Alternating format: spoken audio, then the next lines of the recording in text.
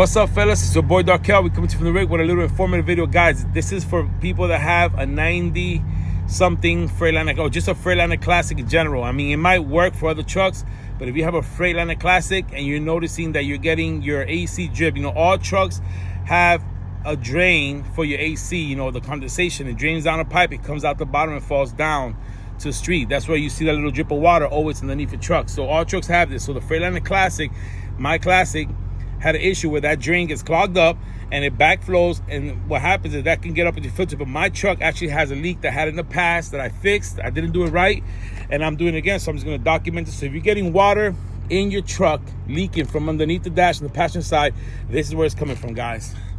So right here you can see my setup. There's a thermostat switch, which is what controls the temperature. I have my expansion valves covered in some nice insulation for the condensation. So this right here, this actually goes, and there's a little piece right there. You can see it right there. That's the drain for your AC. Mine gets clogged, but my situation, not that it was clogged, is that it will leak from here.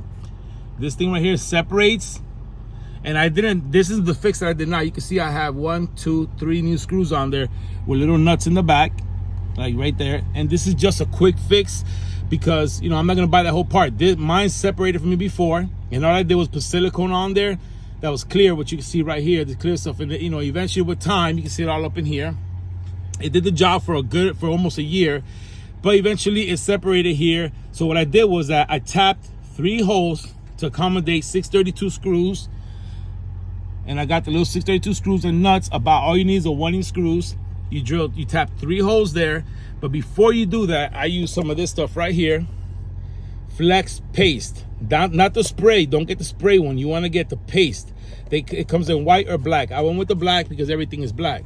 So this paste, I used basically this little putty, and while it was separated, I just shoved it in there, you know, shoved it all up in there to make it like a gasket.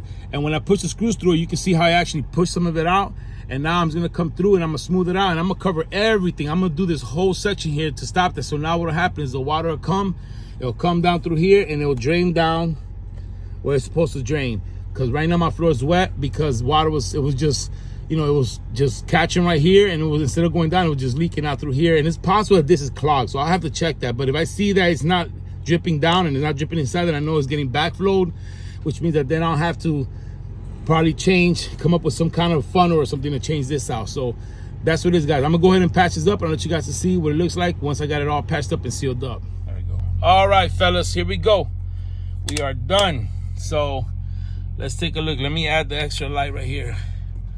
So we have here, so what I did was that, like you guys saw earlier in the video, I pre-drilled 3 little holes, 1632s with little nuts. And what I did is, before I put any of this stuff on, which is called, again, I'll show you guys, the flex paste, super thick rubber paste.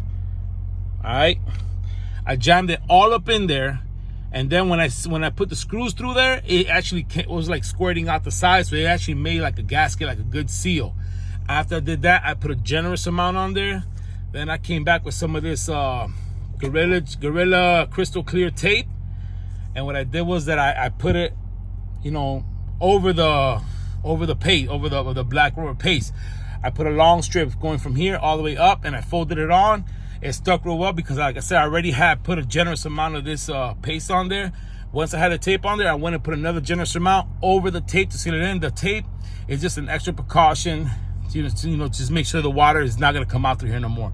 This stuff is supposed to dry super hard, like hard rubber, within 24 to 48 hours. And you can see it spread all the way down to the back, all back here.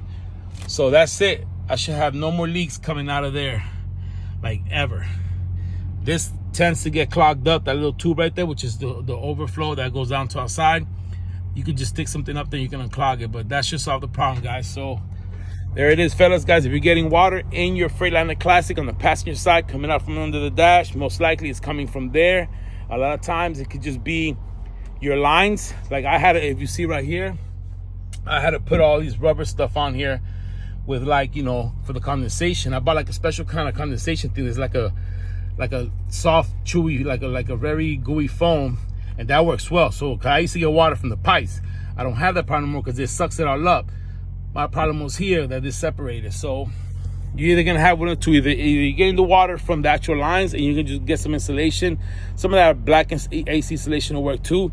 Wrap it up, and if that, but most of the time, these old trucks, that little corner right there will separate, and you'll start getting leakage of water coming down, and that'll wet your whole floor.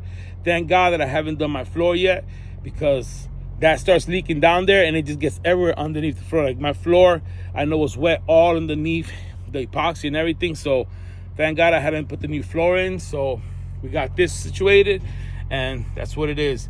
Today's Monday. We're getting ready to ride out tomorrow, hit the road. Y'all already know how I do, and that's what it is, guys. Quick fix for the leaking case right here. It's your boy Darkel. I'll catch you guys in the next one. Peace.